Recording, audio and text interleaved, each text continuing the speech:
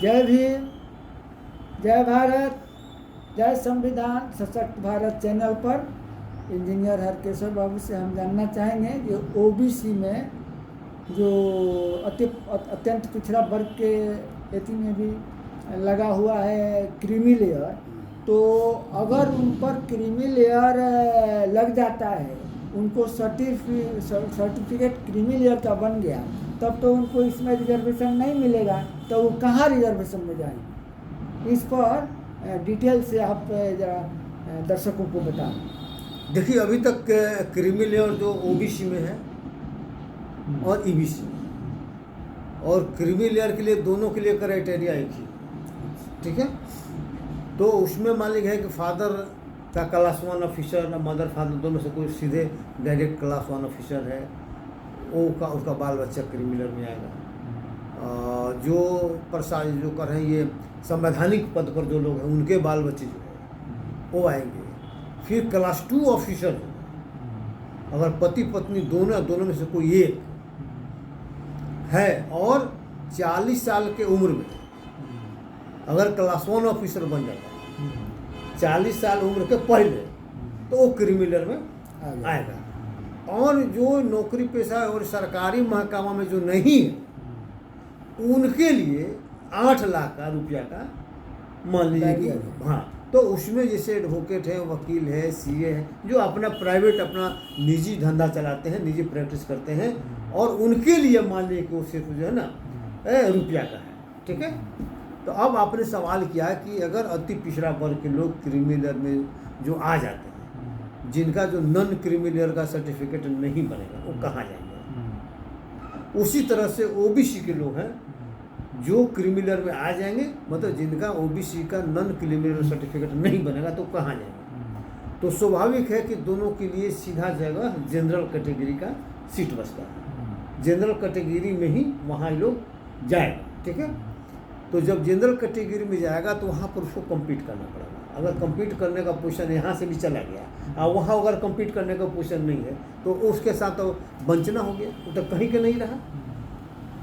उसी तरह से शेड्यूल कास्ट, तो शेड्यूल कास्ट में अभी तक क्रीमी लेयर कंसेप्ट लागू नहीं है। तो मेरा कहने का मतलब है कि जो भी अगर क्रीमी लेयर छटेगा, जो क्रीमी लेयर में आएगा, तो इसका मतलब जनरल कैटेगरी में जाएगा।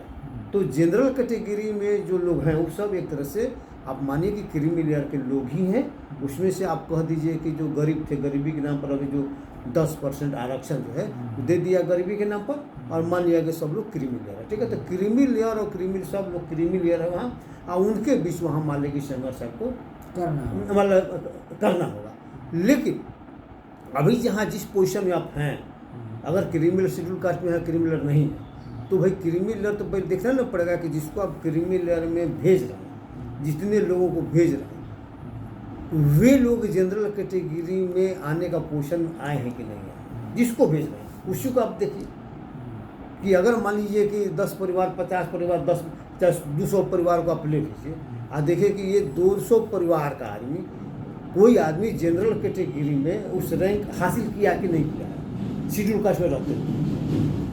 अगर शेड्यूल कास्ट में रहते हुए जनरल कैटेगरी का जो सीट हासिल करने का क्षमता रख लिया, इसका मतलब है कि वहाँ कम्पीट करने का पोजीशन में है। अगर मान लीजिए कि यहाँ शेड्यूल कास्ट में रहते हुए आयु बना, लेकिन अगर शेड्यूल कास्ट रहने के चलते बना, तो इसका मतलब कि अगर यहाँ से हटा दीजिएगा तो वहाँ खत्म हो जाएगा।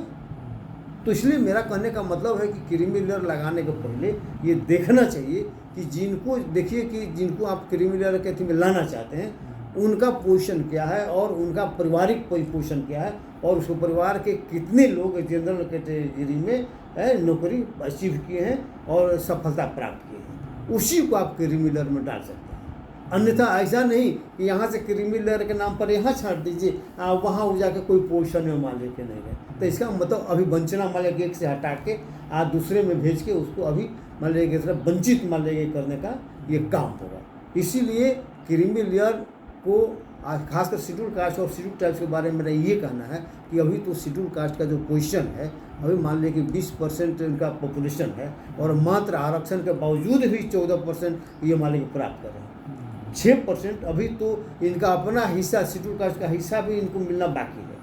है। अगर ये मिल जाता तब उसमें देखा जाता है कि भाई उसमें जनरल कैटेगरी में कितने लोग जा रहे हैं। तो जनरल कैटेगरी में जितने लोग जाने का पोजीशन रहता तो उतने लोगों को आप क्रीमिलियर में डालते। अब कौन लोग हैं उसको चिन्हित करते। जनरल कैटेगरी में जाने के कितना लोगों का पोजीशन है उन्हीं को आप वहाँ पर डालते कि जाके वहाँ भी वो कम्पीट करे। भाई कहते कि नहीं आप जाके वहाँ जाइए, आप यहाँ लायक आप नहीं है।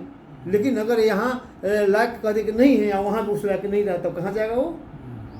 तो इसलिए मेरा कहने का मतलब है कि क्रीमिलियर तभी लगाना चाहिए जब उस पोजीशन में आ जाए। चाहे वो पहले आप सर्वे कर लीजिए कि जो जिसको आप क्रीमिलियर में भेजना चाहते हैं उसके परिवार का कोई आदमी जनरल कैटेगरी में उस रैंक में गया कि नहीं गया। अगर नहीं कर रहा है इसका मतलब उस लायक कभी नहीं हुआ। तो मेरा सिंपली इतना ही कहना था। जय भीम, जय भारत, जय संविधान।